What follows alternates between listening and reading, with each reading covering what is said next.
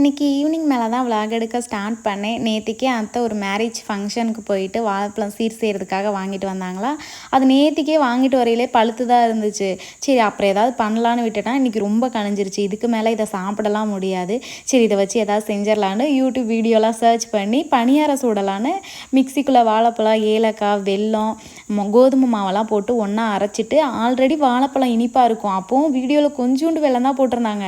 நான் ஒரு 2 கைப்பிடிக்கு அள்ளி போட்டு அது வாயிலே வைக்கவே முடியல. பணியார சட்டியில் நெய்யை கொஞ்சம் தாராளமாக ஊற்றினா திகட்டுது. ரொம்ப ரொம்ப இனிப்பு. வெறும் வெல்லம் தான் இருக்குது, பணியாரத்தோட இதே இல்லை.